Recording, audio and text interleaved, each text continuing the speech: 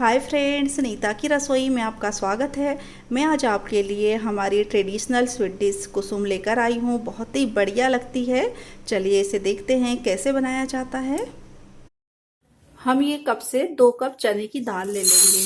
आप कोई भी मेज़रमेंट ले सकते हैं, कप से लीजिए या ग्लास से लीजिए, आपको जितना बनाना है। और इसे हम 2 से 3 पानी अच्छी तरह धो लेंगे। हमने दाल को 2 से 3 पानी अच्छी तरह धो लिया है। अब हम इसमें साफ पानी डालेंगे और पकने के लिए रखेंगे।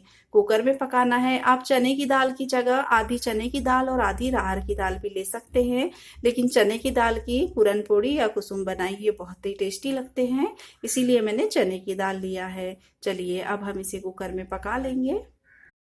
हमने ये कुकर ले लिया है और अब इसमें हम चने की दाल पकाएंगे। हमने 2 कप दाल लिया था तो 3 कप पानी डालेंगे।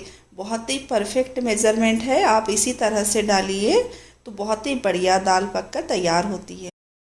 हमने कुकर का ढक्कन कवर कर दिया है और इसे 4 से 5 सीटी आते तक पकने देंगे और फिर 5 से 6 मिनट के लिए इसे लो फ्लेम पे रखेंगे। हमने गैस ऑन कर दिया है। देखिए कुकर ठंडा हो गया है। अब हम इसे खोल लेते हैं। देखिए दाल बहुत ही अच्छी तरीके से पक चुकी है। देखिए ऐसे मैश होना चाहिए। दाल पकने के बाद में अगर आपके दाल में थोड़ा पानी रह गया है तो आप एक छन्नी में इसे निकाल लीजिए। नीचे एक बर्तन रख दीजिए, उसमें पानी आ जाएगा। आप उस पानी को कैसे भी यूज़ कर सकते हैं, या तो सब्जी में डाल दीजिए या उसे फ्राई कर लीजिए, बहुत ही बढ़िया लगता है। और इसे फिर आप मैश करिए या मिक्सी में पीसिए, हैंड ब्लेंडर से पीसना ज़रूरी है, नहीं तो ये दाने जो रहते हैं तो भुनने के बाद में कड़े हो जाते हैं। थोड़े से भी दाने नहीं रहना चाहिए, पूरे मैश हो जाना चाहिए। अगर दाल बहुत अच्छी तरह पकी है तो जो दाल खिटनी होती है उससे भी बहुत अच्छी तरह मैश हो जाती है। तो चलिए अब हम इसे हैंड ब्लेंडर से पूरा मैश कर लेते हैं। हमारे दाल में पानी नहीं है इसीलिए हम इसे छन्नी में नहीं निकालेंगे। अगर कभी पानी रह गया तो आप उसे छन्नी में निकालिए। इससे क्या होता है कि दाल टाइट पीस कर तैयार होगी तो हमें भुनने में कम मेहनत लगेगी। अगर पानी के साथ में आप पीसेंगे तो आपको भुनने में ज़्यादा मेहनत लग सकती है, क्योंकि दाल गीली हो जाएगी और उसे बहुत ज़्यादा भुनना पड़ेगा। इसका आप ज़रूर ध्यान रखिए। हमने दाल घोटने वाली जो घोटनी होती है उससे अच्छी तरह मैश कर लिया है। हमारी दाल बहुत अच्छी तरह से पकी थी तो इससे मैश हो गई है, एक भी दाना नहीं है। अगर आपकी दाल अच्छे से मैश नहीं होती है इससे तो आप उसे हैंड ब्लेंडर से या मिक्सी में पीस सकते हैं। गर्म ही दाल को मैश करिए तो बहुत जल्दी हो जाती है। अगर दाल ठंडी हो जाएगी और उसके बाद में मैश करेंगे तो दालें जो होते हैं, दाल के दाने कड़े हो जाते हैं। तो आप गरम गरम में ही करिए।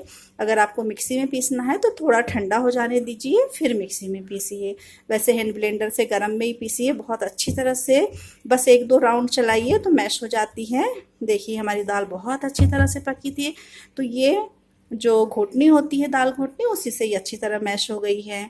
अब हम इसे भून लेंगे। हमने गैस ऑन कर दिया है और कढ़ाई रख दिया है। इसमें 2 टेबल स्पून हम घी डालेंगे। अब वो जो हमने मैश किया हुआ मटेरियल है वो डाल देते हैं। देखिए हमने सारा मटेरियल इसमें डाल दिया है और इसे हम बीच बीच में चम्मच चला चला के एकदम मीडियम टू लो फ्लेम में चम्मच चलाते जाएंगे और भूनते जाएंगे। इसमें हम शक्कर भी डाल देते हैं साथ ही में। हमने 2 कप दाल ली थी तो इसमें 2 कप से थोड़ी ज्यादा शक्कर डालेंगे।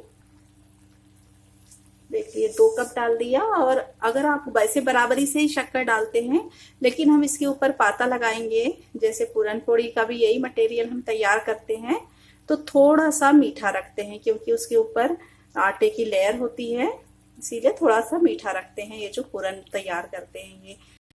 अगर आप मीठा कम पसंद करते हैं तो आप बराबरी से भी शक्कर रख सकते हैं। जैसे हमने 2 कप दाल लिया था तो 2 कप ही शक्कर डाली है। ये मैंने 2 कप से थोड़ा ज्यादा 2.25 कप शक्कर डालूंगी। चलिए अब हम इसे अच्छे से भून लेंगे। वैसे लगातार चम्मच चलाना होता है ताकि नीचे न चिपके ये। अभी हमने 2 टेबल स्पून घी डाला है, बीच में और हम घी डालेंगे। जब भी आप इसे भूनने के लिए मोटी तली का ही बर्तन ले, या तो जर्मन की कढ़ाई ले सकते हैं एल्यूमिनियम वाली, या नॉन स्टिक कढ़ाई ले लीजिए। आप भारी तली का ही बर्तन लीजिए। अभी थोड़ा ये पतला होगा क्योंकि हमने इसमें शक्कर डाले हैं। शक्कर डालने के बाद में मटेरियल पतला हो गया है और इसमें बबल्स आने लगे हैं। ये बबल्स बहुत तेजी से उछलते हैं, तो आप इसका जरूर ध्यान रखिए। अपना हाथ और चेहरा बचा के रखिए और उस समय फ्लेम को आप लो कर लीजिए, लो फ्लेम पे इसे सेकिए। जो नए लोग बना रहे हैं वो जरूर इस चीज का ध्यान रखिए। या तो ऊपर से थोड़ी थोड़ी देर ढक्कन कवर करते रहिए, ये ऊपर न उछले। हमें 15 से 20 मिनट हो गया है ये मटेरियल को भूनते हुए। 1 टेबल स्पून हमने घी अभी और डाल दिया। इसके पहले भी हमने 10 मिनट पहले 1 टेबल स्पून घी डाला था। टोटल इसमें हमने 4 टेबल स्पून घी डाल दिया है। टाइम टेकिंग रेसिपी है ये, बहुत पेशेंस की आवश्यकता होती है इस रेसिपी को बनाने में। इसी मटेरियल से पूरन पोड़ी बन जाती है, कुसुम बन जाते हैं। बहुत स्वादिष्ट लगता है, लेकिन बहुत पेशेंस की आवश्यकता होती है बस इस मटेरियल को भूनने में। वैसे लगातार चम्मच चलाने की भी आवश्यकता नहीं होती। अगर आप मोटे तली का पैन ले या नॉन स्टिक ले लें तो लगातार न चलाएं, 3 से 4 मिनट में एक बार चम्मच चलाते जाएं और लो फ्लेम पे रख दीजिए। आधा घंटा लगता है, 25 से 30 मिनट इसे पूरा तैयार होने में, और आप अपने दूसरे काम करते रहिए।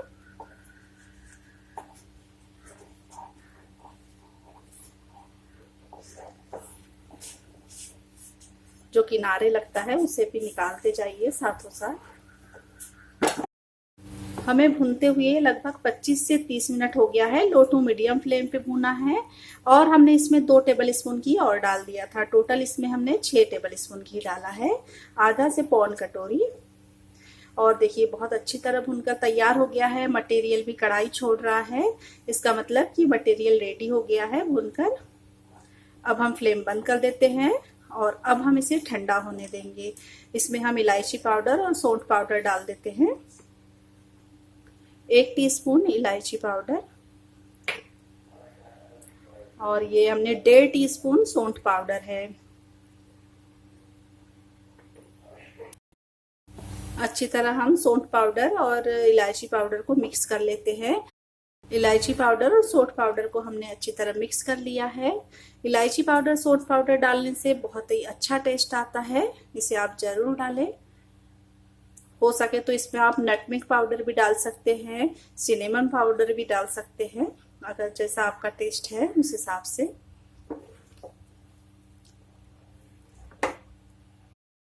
अब हम मटेरियल को ठंडा होने देंगे, उसके बाद हम कुसुम बनाएंगे। कुसुम बनाने के लिए मटेरियल ठंडा हो गया है। जब भी आप कुसुम बनाइए तो ये जो स्टफिंग है कुसुम बनाएंगे तो ये पूरी तरह से ठंडी होना चाहिए।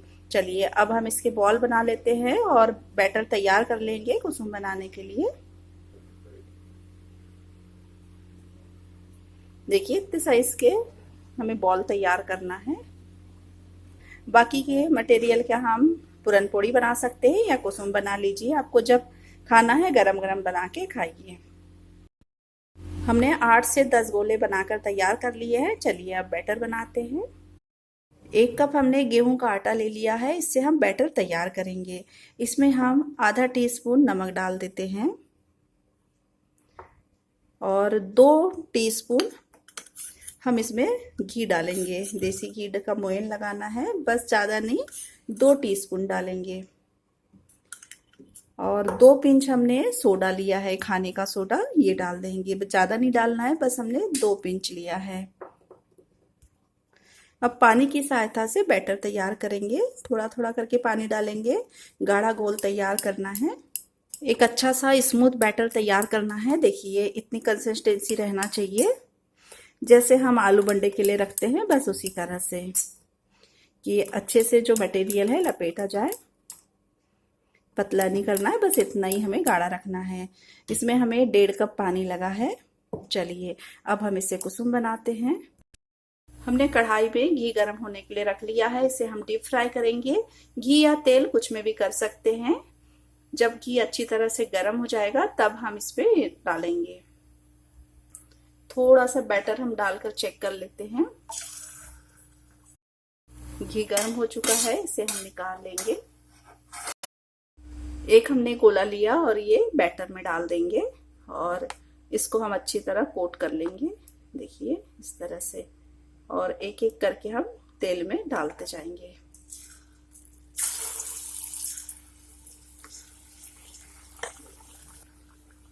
अच्छी तरह से कोट होना चाहिए जब हम ये मटेरियल डालते हैं तो।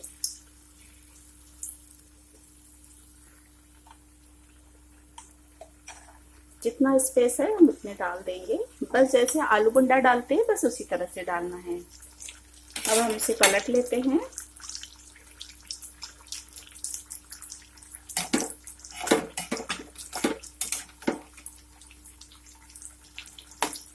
ये जो ऊपर का मटेरियल है, ऊपर का कवर सभी तरफ अच्छी तरह से लगना चाहिए, नहीं तो जो स्टफिंग है वो बाहर निकलने लगती है अगर पूरी तरह से कवर नहीं हुआ तो।